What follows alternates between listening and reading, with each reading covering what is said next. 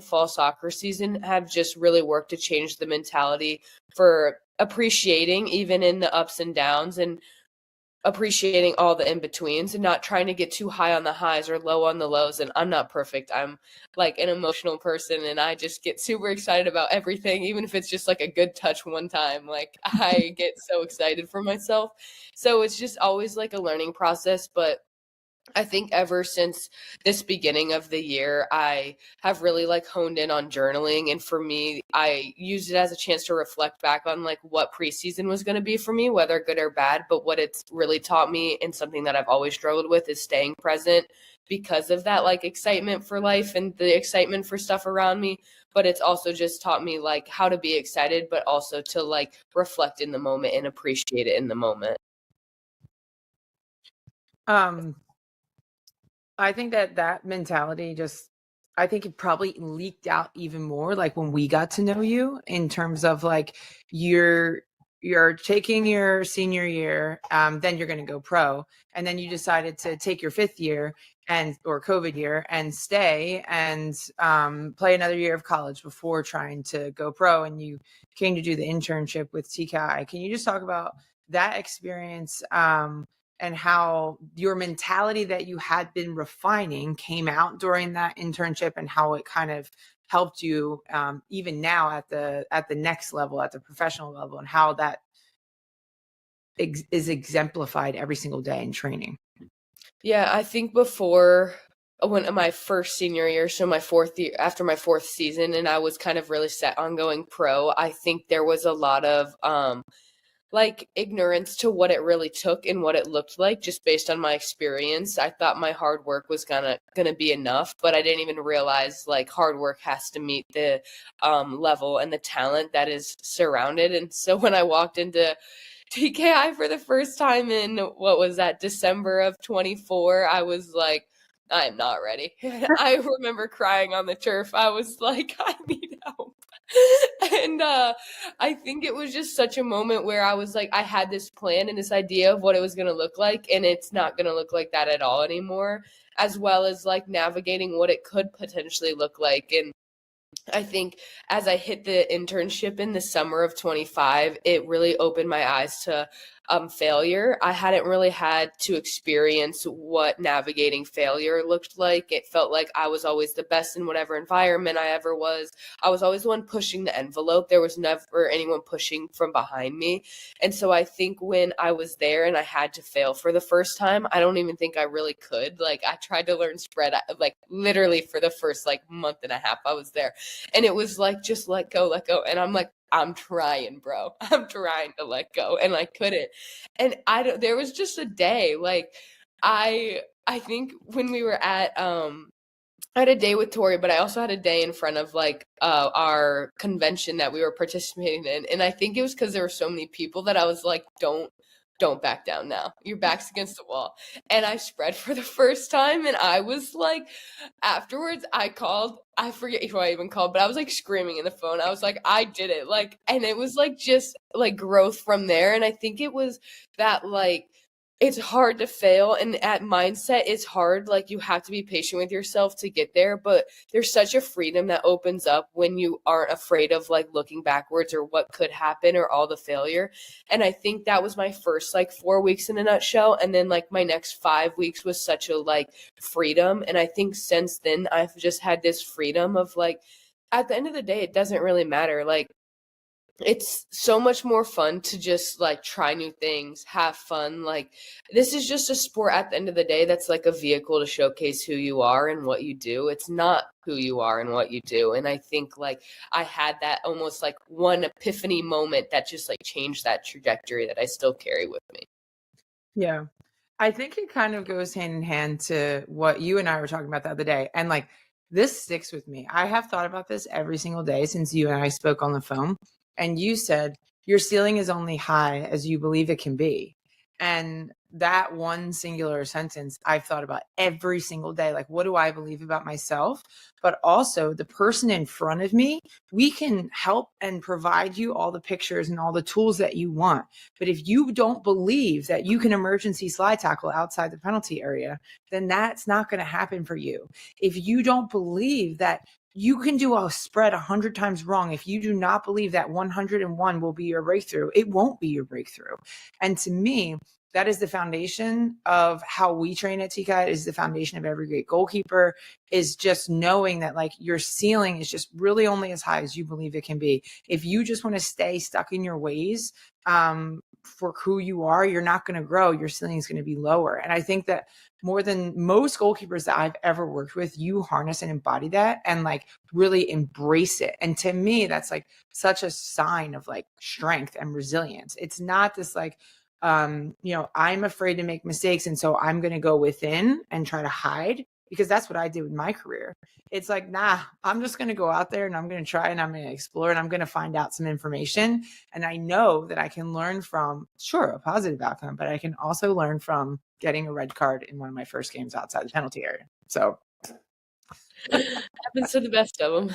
It really does. Tori, I've bogarted all of the conversation and the questions, so I know you have some more. All good. It's all good. I think that is what like makes you so special, Maddie, to kind of go off of what Joel is saying there. Like it's just a mindset that really sets you apart. And if I could take that, like Joel said, and give it to people, I think, gosh, they would experience so much freedom. And like you kept talking about like freedom, and I actually wrote that down because it just got me thinking, like when you can give yourself that freedom to fail, you can give yourself the freedom to put yourself out there and be exposed. It's just like it releases more and more freedom. But with that being said, what would you say are your key takeaways? It sounds like giving yourself freedom and like not being afraid to fail is definitely part of it. But what would you say if you had to categorize into like maybe 2 to 3 takeaways about going and making that transition from college to pro? What would they be? Obviously, yeah, we touched on freedom already, but I think another one is the willingness to put yourself out there. And I think that kind of all ties into it, but I'm thinking more from like a culture standpoint. I think as a goalkeeper specifically, your job. Welcome to the Keeper Institute podcast. My name is Tori Corsaro. I'm a strength and conditioning and goalkeeper coach here at the Keeper Institute and your host for today's show. The Keeper Institute is a unique goalkeeper training facility in New Jersey aimed at developing better goalkeepers and better people. On this podcast, we will be discussing all things goalkeeping, character development, and more.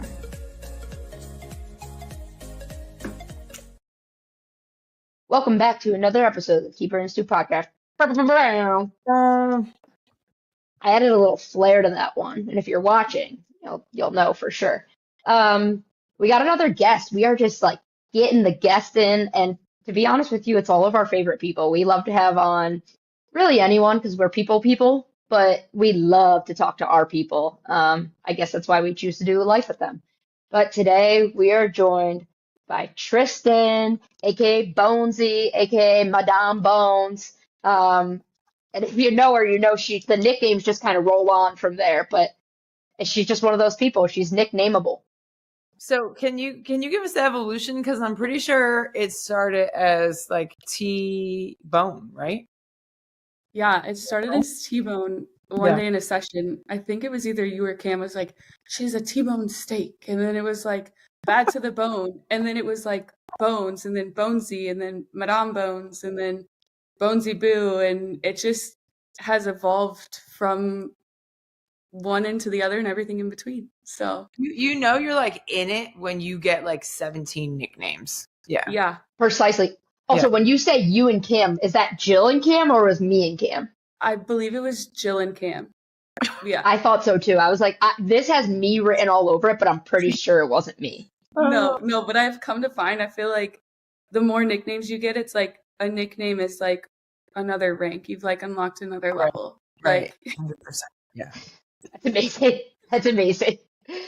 All right. Well, before we dive too deep, Bones, can you just go ahead and wait? Are we gonna have to start calling you President Bones at some point? Because I feel like if the nicknames are rank, you're pretty much up there now. Prime Minister Bones. Prime Minister. I like it. I'm for it. Okay. Captain Bones. All right, for real now, for real. And I'm gonna refer to as Bones. I can't help it. Can you just give a little background about like where you're at right now, like what you're doing? That way the people know as I ask my next questions.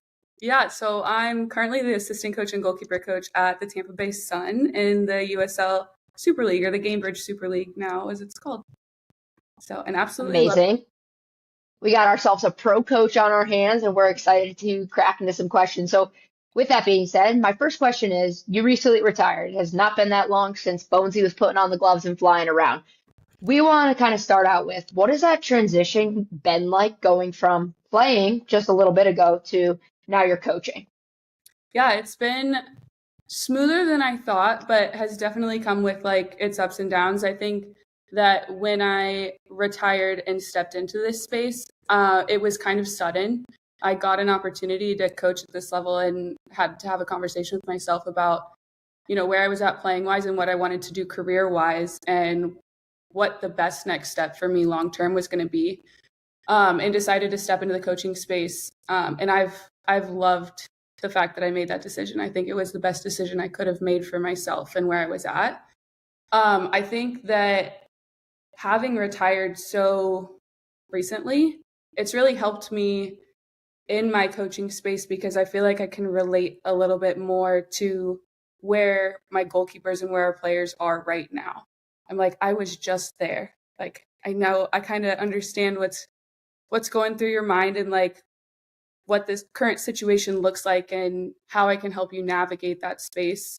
And I think it helps them a little bit more as well because they're like, she was just here. Like, she's been in my shoes. Like, I think there's a level of trust there that I don't know that I would have had not just recently stepped out of the game, if that makes sense.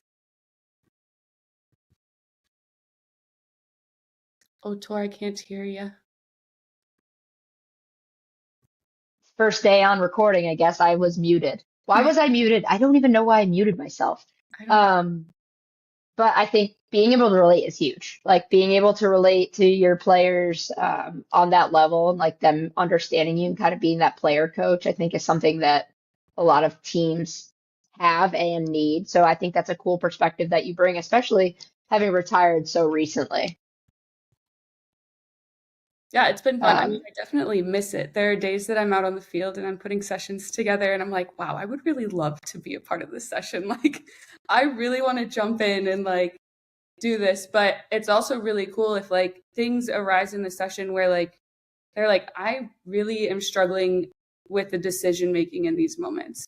I'm like, okay, I see that. I absolutely have been there. Like, let's walk through it. And kind of seeing it from their perspective, them seeing it from my perspective. But it's still a situation that I'm recently like attuned with, if that makes sense. I've recently seen it. I've been in it. I can we walk through it a little differently, I think, because of that. Yeah, there's like a certain level of relevance, right? Like we talk about it all the time, how the game changes. And as coaches, you have to adjust with the game changing, whether it be, when we were youth players, probably all three of us, no one was asking us to be playmakers with our feet or be like a pivot. They were like, you get the ball, you smash it. That's what people told me, right? But now, all three of us coaching, if we didn't learn more about in possession, it'd probably be really hard for us to coach the youth on what they should be doing to be more of a playmaker and an option for their team, supporting the attack. So I think it does bring such an incredible amount of relevance, okay, to your session and your planning. And that kind of leads me to my next question. Do you feel like playing so recently and like kind of being attuned to yourself as a coach or as a player has helped you in your session planning and preparing your goalkeepers for kind of the demands of being a pro? Yeah, absolutely. I think I reflect a lot on like what resonated with me as a player in sessions I was in because I was able to be in quite a few environments and see what really worked for me, what worked for other goalkeepers that I was playing with as well, and like trying to find that balance. But I think that as I go through the session planning process, I'm like, what were not just the most fun sessions that I had as a player, but the most impactful? And like, what did those situations and environments look like? And how can I do my best to not only recreate that feeling for my goalkeepers, but also bring in elements that they need as well, and like places that they succeed and feel like accomplished or just like they're growing too. So like marrying the two has been like my main focus. Yeah. putting those pieces together. And, I know obviously we're talking about how you had gone from playing and how that's attributed to your coaching and whatnot, but you also coached a lot while you were still playing, whether it be at the youth level or whether it be goalkeepers individually. You've had experience coaching for a very long time now. Even when you were still in college, you were coaching. So what would you say are kind of some of the biggest differences you saw, or maybe like some of the similarities that you were able to carry on from coaching like, the younger levels, the high school levels, the senior levels to the actual pro levels? Yeah, I think for me, like having the experience that I had at the youth level allowed me to really grow as a coach in like the little details, recognizing the nuances. Our position is so much about like the little details making the biggest difference. And so being at the youth level and like growing through that space, I got to pick up and really like hone in on what those little things are and how they impact the bigger picture. So now that I'm in the pro space, I have goalkeepers who are really good in big picture moments and sometimes just need like the fine tuning of the little details to make like the biggest difference in their game. And so had I not had the time at the youth level and like grown through that space, I don't know that I would be as detail oriented of a coach that I feel like I am at this moment. Where do you feel like that I feel like for me, like whenever I retired, I just became a watered down version of someone else as a coach, right?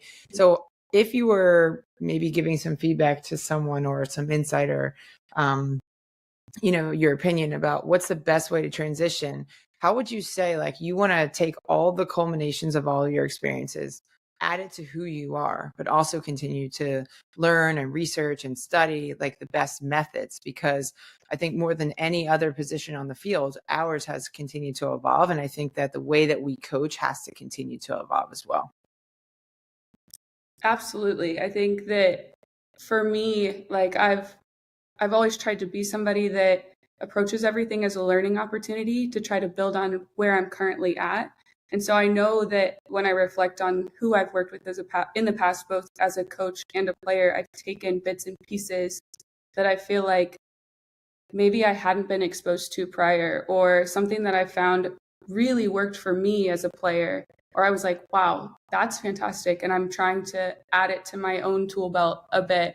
But I think that, when I step into new environments like this where maybe I don't know the goalkeepers that I have, I think that for me, I'm also learning from them, because I'm learning that each one of them have very different learning styles. They have very different feedback styles. And so I think us as coaches in our evolution, we have to evolve with the environment we're in too, just as much as the game. Because if I have 3 goalkeepers and I'm trying to give them all the same information in the same exact way, they're going to have very different responses and they may not resonate with it. And so I think for us in the position that we coach, like we have to be sometimes the most adaptable and the most like evolving, but still have those principles and like foundations of our own like coaching philosophy to fall back on that kind of frame everything else. That's a good point. Yeah, so I think that like when you talk about coaching philosophy and like your framework and whatnot, aside from it evolving, right? Like obviously it has to evolve. Aside from that, do you think that your perspective, or like I guess even just your jump from the levels you were coaching at before to the pro level has like made your coaching philosophy change or adapt in any certain way?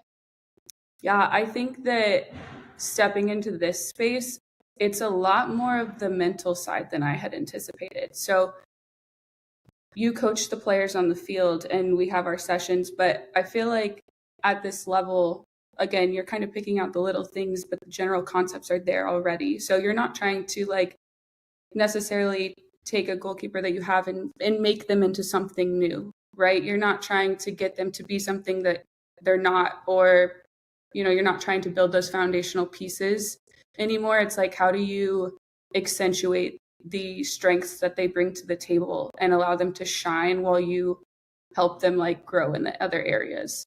And so for me, like I thought stepping into the pro space was going to be a lot of on-field stuff. Like that was going to be the meat and potatoes of this role where I've found in the last 2 environments I've been in coaching wise at this level that it's so much more off the field, at least with the groups that I've had.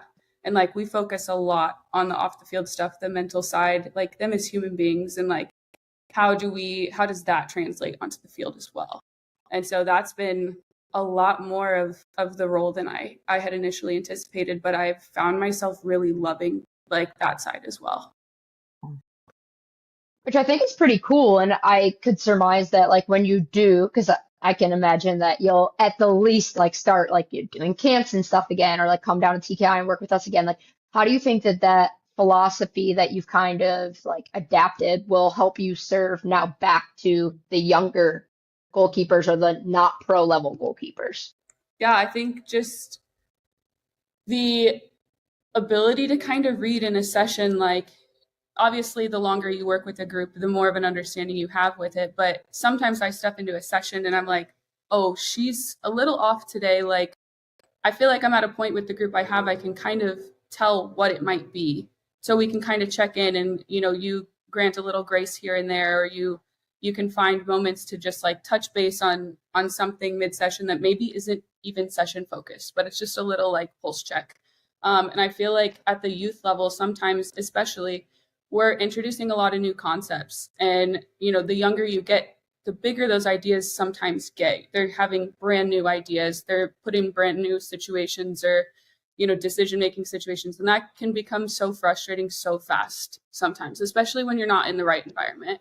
And so being able to recognize like frustration cues and like maybe those little moments where we can be like, hey, like, let's just have a little pulse check. Let's touch base. Let's shift gears if we need to. And like, recognizing that side of things and not just like the technical on the field. What are we seeing on a like execution level? Like the why behind it more so. Yeah, I think it's good perspective to have, and it's gonna help like so much like everyone who you're coaching. And I already know how lucky everyone that gets to be coached by you is, because not only do you obviously think about like, okay, this is where I can help you with the fine details, or here's how I can help you with the big picture, but like you truly care. You truly care about them as people, and you want to develop that character side of them. And like that's what I'm hearing over and over again, even at the pro ranks. Like you're like, okay, you can't be the best you can be on the field if you're not feeling like, you know, seen and heard and accepted. So I know how lucky they are to have you, and I hope that they know how lucky they are to have you. Which kind of leads me into like a little bit of a question that I have next, which is like, what I want to start with the good, but I want you to say like, what's the good parts? What are the really rewarding, enriching parts about being a pro coach specifically? And then we're going to kind of go a little bit to like what's hard, because no matter what you do, where you are, there's always going to be a hard. Yeah, I think the best part for me at this level is like, I recognize the space that they're in their careers, and both like as people and as athletes, like they have worked their entire lives to get here. A majority of them have like, this has been their dream since they have been little. And so being able to be in that space with them and like help them reach the potential that they've wanted to reach and like see the things that they've wanted to do like come into fruition is absolutely just an unmatched feeling. And then getting to find different ways and problem solve to find like challenges for them and like keep things creative and keep things like, you know, they're professionals. So like they are decently like well-rounded in most environments. So how do we like still bring the challenge in, and how do we still in those moments where you're challenging them, allow them to find success and celebrate both the successes and the failures and like build on them? Like that is such a fun thing for me to do. And like, I think that outside of the soccer environment, I'm a decently creative person. And so to be able to like take every night and be like, okay, let's be creative. This is the thing we're going to face. This is the, you know, the puzzle piece, and how do we solve it? And like finding the daily, you know, pieces to solve those issues come weekend. And it's such a fun experience and like routine to have. I also love my players, like getting to know them and like just seeing them in the environment and seeing who they are and how they handle different things and like just experience their experiences is great. You see them make like a huge save or like finally put the pieces together on something they've really been like struggling with, and they're like finding consistency in it, and they're like, yes, like finally it's like everything is coming together, and to see like that moment for them is so rewarding. It's so great. But I have a question, and just piggybacking off of that, it's just I think a lot of young people have aspirations to play at the highest level, whether that is in college or afterward. And I think there's a wild misconception about what it actually takes to get there and what coaches are looking for. And I know that you're probably one of the people that I would say is non-traditional in terms of what's important to you. And you're not looking for height, you're not looking for someone who's just hollering random stuff to like increase their presence. So for me, like we have a lot of young listeners who have big goals for their life, who have big aspirations. What are the like 2 or 3 things, maybe they are tech or maybe they're not, that you're looking for, that you're like, yeah, I'm really curious about this person now? I think for me, like a couple things that really stand out is like bravery. Like if I'm watching your game and you're being brave, whether you're successful in those moments or not, you're willing to go and you're willing to try. Like I love that. That makes me incredibly curious, because I think that's a space that is really difficult to teach at that point in your career. And like we're able to develop it, but if you naturally have the ability to just be brave and be willing to go and like try something, I love that. I think somebody who is also like, I think presence is big, but not necessarily in the vocal aspects. Like, do you come off as confident? Are you like in control of your space, or like yourself in a way, which I know sounds kind of different, but in your style of play, are you like confident? Are you feeling good? Do you look like you like feel confident in what you're doing, I guess, if that makes sense. And at the end of the day, off film, the third thing for me is character. Like, who are you as an individual? Like, if you're coming into the environment, what are you bringing to the environment in terms of attitude, energy, and effort? For me, those are three controllables every day. So what do those 3 look like? And is it something that's like a positive or negative for the environment that we currently have as a whole? I love that. I just wrote that down. Attitude, effort, and energy. I think that that's probably massively undervalued in today's society. And I think that hard work doesn't qualify you, but is the easiest thing to disqualify you is your character. And I don't think people give enough attention to that. I think that that's also why you were able to play as long as you had been, because you were so resilient and you were so gritty and willing to do a lot of things and tasks that other people didn't really care to do, weren't interested in doing. And I think that that's one of the reasons why you succeeded and probably got as close to your ceiling as possible. How do you create and nurture that? Obviously, you need to pick the right people to fit within your environment and your standards. I don't really love the word culture, but I think standards is something that you can have. How do you go about picking the right people? Because, I think it's sometimes really difficult to see someone's character over watching their film or going to their tournament and watching them for, 50 minutes or whatever it might be. So 1, how do you select that? 2, how do you emphasize that on a daily basis? Yeah, absolutely. I think in the recruiting space, like the way that we can kind of check that is like we do have character references. Like we do communicate with your coaches. We do check on that. And that is a big question that I ask when I'm chatting with coaches is like, how are they as a human being? Like, what do they bring to the locker room? How are they in that space? But also, how are they in that space when things aren't going great? Because we've all been at points in our career where like we're not seeing results. We're just grinding. We call it like the winter phase. Like you are just like, you're grinding, you're working, things are going to get better, but you're just kind of pushing for a while. You're doing the gritty stuff. But like, what does that look like for them? How do they respond in those spaces? The other thing I look at is like in game moments, even if you're in warm up, how are you interacting with your teammates? What does that look like? If something isn't going great, what's your response? What's your body language look like? because I think for us as goalkeepers, like your body language, whether we realize it or not, projects quite a bit, whether it be confidence or, not confidence. But I think that's big for me. And in our environment, something that I think stepping into the pro space, my first experience, I kind of struggled with, like, I had some standards that I wanted us to have as a group. I was struggling with one individual in our group with like maintaining those standards, and it was starting to bleed into the rest of the players within our goalkeeper environment.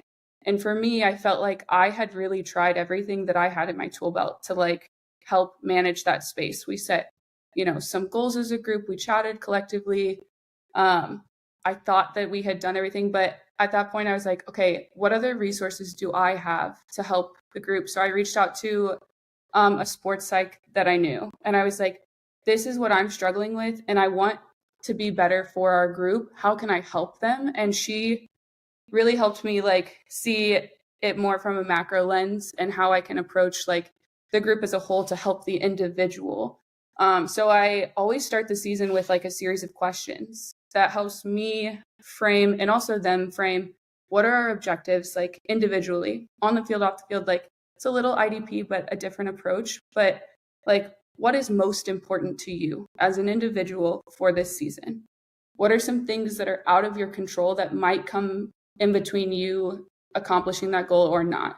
And then in those moments where you have uncontrollables, like how do you feel like you react to them or respond in those moments? Good, bad, indifferent. And then we look at it from a group view and we say, okay, you as an individual, what would you like? Give me like 2 to 3 objectives or goals you would like the group to have for the season. And then we go into like, what are some uncontrollables that might limit the group from reaching those goals? And what are some daily actions that are either going to give me 3 things that are going to help the group achieve those, and 3 things as an individual that are going to deter the group from reaching those. And then I take the information from the group side and I keep it all anonymous. But then we go through it as a group and we say, these are 9 objectives. If I have 3 goalkeepers, here are the 9 goals or objectives we have decided are like our focus. If they're similar, like we go through, we narrow them down so they're a little easier to like manage. But then we look at like, these are the things we feel like are going to help us get there. And these are the things that are going to like move us further away from them. But then as a coach, I then have the individual side as well. So now I know what's important to them as individuals. They're welcome to share those amongst each other if they want to, but they don't have to. But if I have someone in the group that's struggling standards wise, or is like someone who's a little negative when things aren't going great for them, I then have the framework to fall back on and say, hey, is this behavior helping the group or deterring the group? Or is this behavior helping you reach your goals or getting closer to what you said was important this season? Or is it pulling you further away? And so that has helped like us collectively set standards, set a bit of a framework and an idea of like what we want as a unit. Because I think at the end of the day, like we as a goalkeeper group are a little bit of a team within the team. And I think the cohesiveness of our group goes a long way. Like, I think we've all probably been a part of a goalkeeper group that hasn't been the most unified or like hasn't been the most like supportive of one another. But I think we hopefully have all been a part of a group that has been. And like the difference that can make for everybody in both the development as an individual, but the development as a team as well is huge. I think this year, like we have an interesting identity as a goalkeeper group because we established early on a bit of a routine pre-practice, and it developed into something way bigger than I thought it was ever going to be. But it has become like a stake in who we are. And like, it also helps us redefine our standards because it's like, we know that X, Y, and Z are not things we want to allow into the space, like attitude, energy, and effort. When those 3 things are like dipping or deterring or they're not great, like based on what we do pre-practice, there's like oh, you have a letter tomorrow. Like, and it doesn't come from me. It comes from them. And so it's like them now having a framework to hold each other accountable to the standards that we want to see in the space that we've created.